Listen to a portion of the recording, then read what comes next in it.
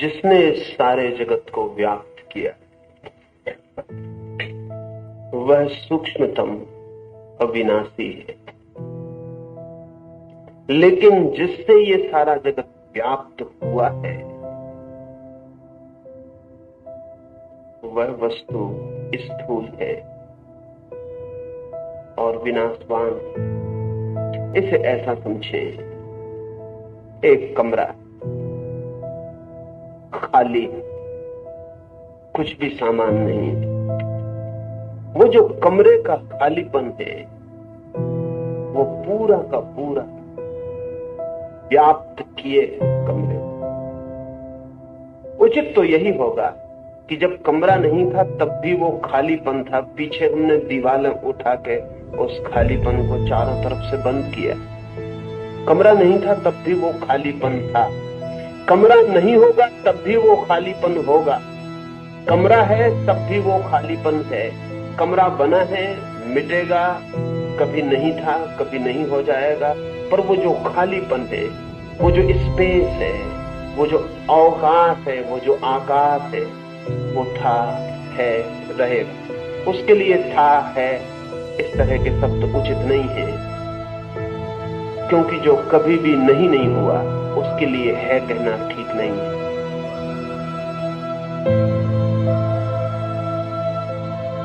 है सिर्फ उसी चीज के लिए कहना ठीक है जो नहीं है भी हो सकती है।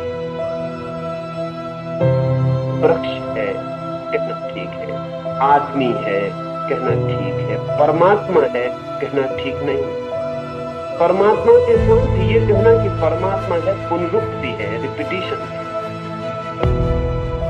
परमात्मा का अर्थ ही है कि जो है, उसको दोहराने की कोई जरूरत नहीं कि परमात्मा है। इसका मतलब ये हुआ कि जो है वो है, कोई और मतलब नहीं। जो नहीं हो सकता उसके लिए है कहना बिल्कुल कहना। इसलिए बुद्ध जैसे परम आस्तिक ने परमात्मा है ऐसा शब्द कभी प्रयोग नहीं किया। ना समझे कि नास्तिक है यार, लेकिन बुद्ध को लगा कि ये तो बड़ी ही भूल भरी बात कहनी है कि परमात्मा है, क्योंकि है सिर्फ उसी के लिए कहना चाहिए जो नहीं है भी हो जाता है। आदमी है ठीक है, उस पर है हम लगा सकते हैं, है उस पर आई हुई घटना कल खो जाएगी, लेकिन परमात्मा है ये कहना ठीक नहीं। गॉड इज कहना ठीक नहीं, क्योंकि गॉड का तो मतलब ही इतने जो है ही, उसलिए है कहना बड़ा कमजोर शब्द उपयोग करना, गलत शब्द उपयोग करना। पुनरुक्ति, खाली जगह है ही, कमरा नहीं था तब भी, फिर कमरे में हम फर्नीचर ले आए, फिर कमरे में हमने तस्वीरें लगा दी, फिर कमरे में हम आके बैठ गए, कमरा पूरा सज गया, भर गया। अब इस कमरे में दो चीजें, एक तो वो खालीपन जो सदा से था और एक ये भरापन जो सदा से नहीं। लेकिन बड़े मजे की बात है कि कमरे का खालीपन हमें कभी दिखाई नहीं पड़ता, कमरे का भरापन दिखाई पड़ता। कमरे में वही दिखाई पड़ता जो भरा हुआ, वो नहीं दिखाई पड़ता जो खाली। किसी भी कमरे में आप प्रवेश करेंगे तो वही दिखाई पड़ता है जो वहां है, वो नहीं दिखाई पड़ता जो वहां सदा था, वो नहीं दिखाई पड़ता, वो अदृश्य भी। अगर खालीपन का भी पता चलता है तो वो कहना चाहिए कि भरेपन के रेफरेंस में पता चलता है। ये कुर्सी रखी है तो इसके आसपास खाली जगह मालूम पड़ती है, इस कुर्सी के आसपास खाली जगह मालूम पड़ती है, खाली जगह के बीच में ये कुर्सी मालूम नहीं पड़ती। असलियत यही है कि खालीपन के बीच में ये कुर्सी रखी है। कुर्सी हटाई जा सकती है, खालीपन हटाया नहीं जा सकता। भरा जा सकता, हटाया नहीं जा सकता। आप एक कमरे से कुर्सी बाहर निकाल ले सकते हैं, क्योंकि कुर्सी कमरे के अस्तित्व का हिस्सा नहीं है, लेकिन कमरे से खालीपन नहीं निकाल सकते। ज्यादा से ज्यादा कमरे में सामान भर के खालीपन को दबा सकते, अगर कमरे में से सब चीजें निकाल ली जाएं तो आप कहेंगे यहां तो कुछ भी नहीं है, और अगर कमरे से सब चीजें निकाल ली गई हो तो आपको सिर्फ कमरे की दीवारें दिखाई पड़ेंगी। अगर दीवारें भी निकाल ली जाए तो आप कहेंगे यहां कमरा ही नहीं है। लेकिन दीवारें कमरा नहीं, दीवालों के बीच में जो खाली जगह है वही कमरा है। अंग्रेजी का शब्द रूम बहुत अच्छा है। रूम का मतलब होता है खाली जगह। रूम का मतलब ही होता है खाली जगह।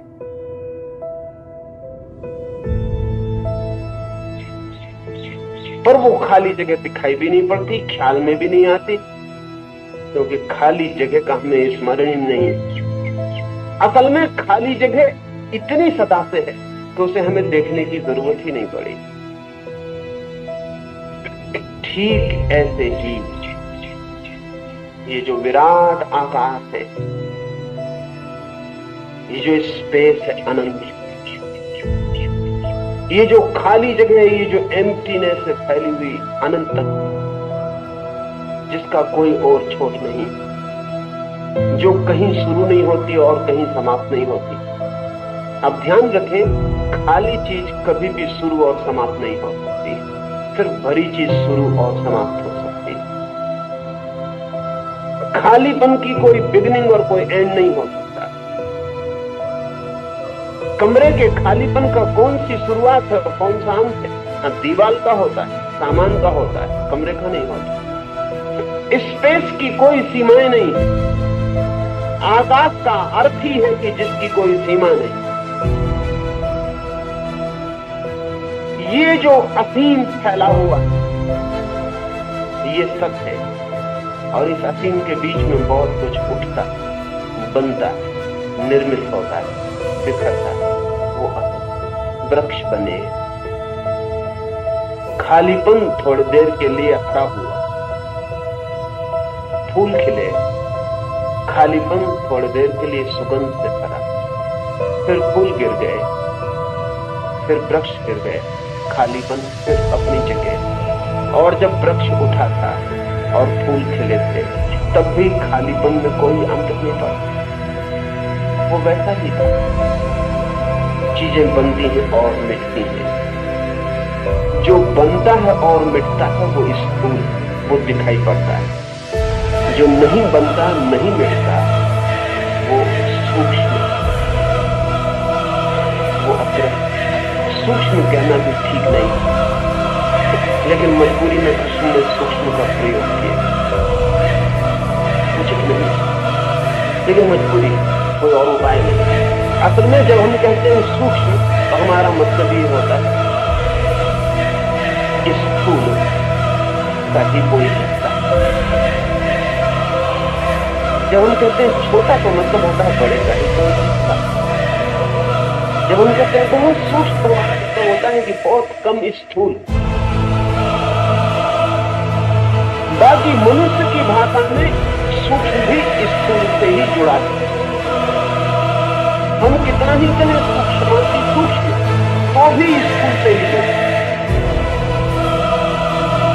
आदमी की भाषा द्वंद से बनी है, उसमें पेयर, उसमें दो चीजों के जोड़ हैं।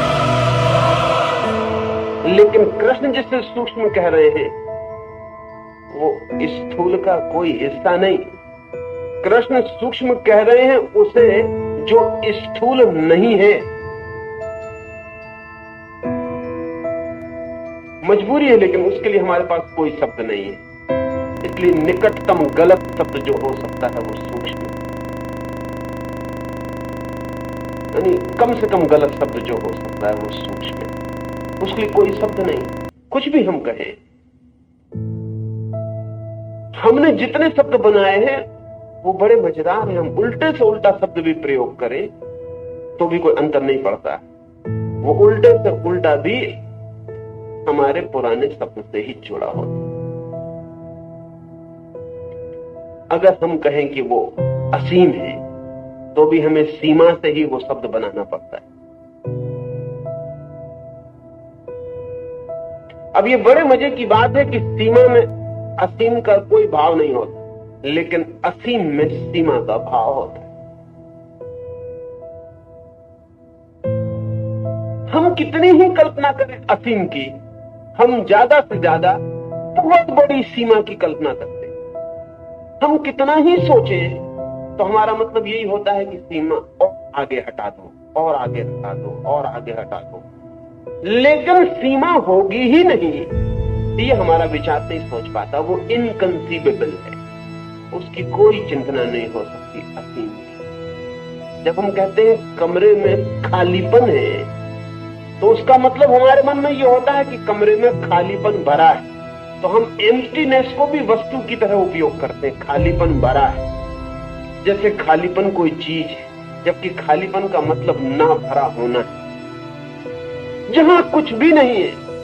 लेकिन अगर हम कुछ भी नहीं का भी प्रयोग करें तो हम कुछ भी नहीं का भी वस्तु की तरह प्रयोग करते हैं। अंग्रेजी में शब्द है नथिंग, वो बना है नो थिंग से। नथिंग भी कहना हो, नहीं कुछ, तो भी थिंग, वस्तु उसमें लानी पड़ती है। बिना वस्तु के हम सोच ही नहीं सकते, बिना स्थूल के हम सोच ही नहीं सकते। इसलिए कृष्ण के सूक्ष्म शब्द को आदमी की मजबूरी समझे।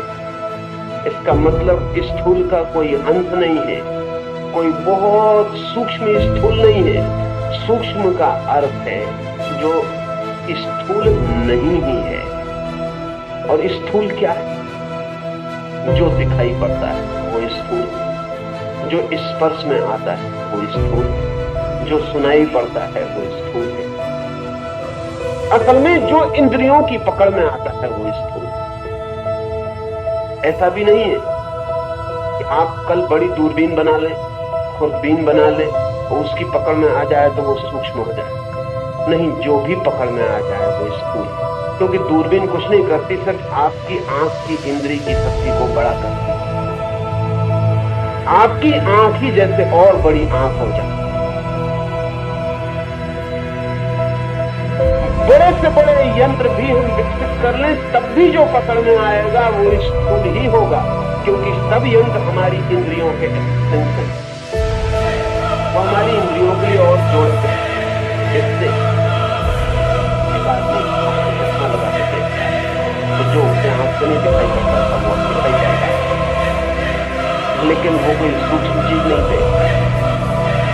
वैज्ञानिक बड़ी दूर की चीजें देख रहे हैं, बड़े दूर का, लेकिन वो भी जो भी दिखाई पड़ेगा, जो भी सुनाई पड़ेगा, जो भी स्पर्श में आ जाए, इंद्रियों की सीमा के भीतर जो भी आ जाएगा वो स्थूल। सूक्ष्म का मतलब है जो मनुष्य की इंद्रियों की सीमा में नहीं आता है, नहीं आ सकता है, नहीं लाया जा सकता है। असल में जो विचार भी जिसे नहीं पकड़ सकता वही सूक्ष्म। अब वैज्ञानिक कहते हैं संकट को परमाणु, सूक्ष्म समझता है। अब परमाणु भी भूल गया, अब इलेक्ट्रॉन है, न्यूट्रॉन है, प्रोटॉन है। अब वैज्ञानिक कहते हैं कि वो सर्वाधिक सूक्ष्म है, क्योंकि अब वो दिखाई के बाहर ही हो गए। अब अनुमान से ही मामला है, लेकिन जो अनुमान में भी आता है वो भी सूक्ष्म नहीं है, क्योंकि अनुमान भी मनुष्य के विचार का हिस्सा है। इसलिए वैज्ञानिक जिसे इलेक्ट्रॉन कह रहे हैं वो भी कृष्ण का सूक्ष्म नहीं है।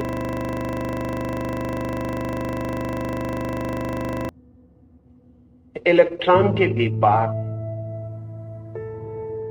ठीक होगा कहना, ऑलवेज द बियॉन्ड, जहां तक आप पहुंच जाएंगे उसके जो पार, वहां भी पहुंच जाएंगे तो उसके जो पार। द ट्रांसेंडेंटल, वो जो सदा अतिक्रमण कर जाता है वही सूक्ष्म है। पार होना ही जिसका गुण है। आप जहां तक पकड़ पाते हैं जो उसके पार सदा शेष रह जाता है, सदा ही शेष रह जाता है और रह जाएगा। यहां ठीक से समझ लेना उचित होगा। हमारे पास दो शब्द हैं, अज्ञात, अननोन। अज्ञेय, अननोएबल, साधारणता जब हम सूक्ष्म को समझने जाते हैं तो ऐसा लगता है जो अज्ञात है, अननोन है। नहीं, कृष्ण उसे सूक्ष्म नहीं कह रहे हैं, क्योंकि जो अननोन है वो नोन बन सकता है, जो अज्ञात है वो कल ज्ञात हो जाएगा, वो सूक्ष्म नहीं है। जिसके ज्ञात होने की अनंत में भी कभी संभावना है वो सूक्ष्म नहीं है। स्थूल ही ज्ञात हो सकता है, आज न हो कल हो जाए, कल न हो कभी हो जाए, लेकिन जो भी ज्ञात हो सकता है वो स्थूल। जो ज्ञात हो ही नहीं सकता, जो सदा ही ज्ञान के बाहर छूट जाता है, जो सदा ही जानने की पकड़ के बाहर रह जाता है, अननोएबल, अज्ञेय, नहीं जाना ही नहीं जा सकता, जो वही सूक्ष्म। इसलिए सूक्ष्म का मतलब ऐसा नहीं कि हमारे पास अच्छे उपकरण होंगे तो हम उसे जान लेंगे। लोग पूछते हैं कि क्या विज्ञान कभी परमात्मा को जान पाएगा? जिसे भी विज्ञान जान लेगा वो परमात्मा नहीं होगा।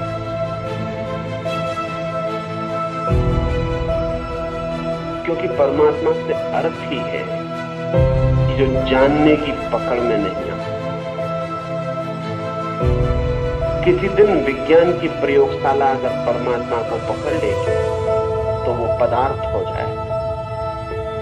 असल में जहां तक परमात्मा पकड़ में आता है उसी का नाम पदार्थ है, और जहां परमात्मा पकड़ में नहीं आता वही परमात्मा।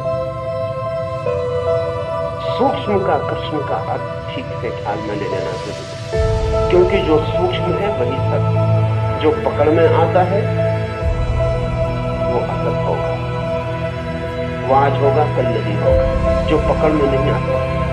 एक कमरे में हम जाएं, वहां फूल रखा है,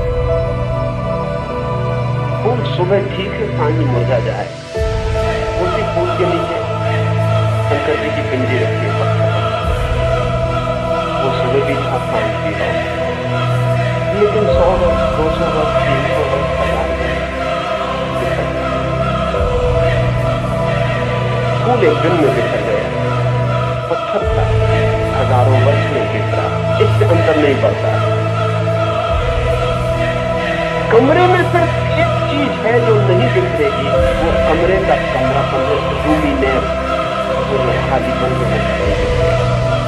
वही सूक्ष्म, वही सत्य। बाकी कमरे में जो भी है, मैंने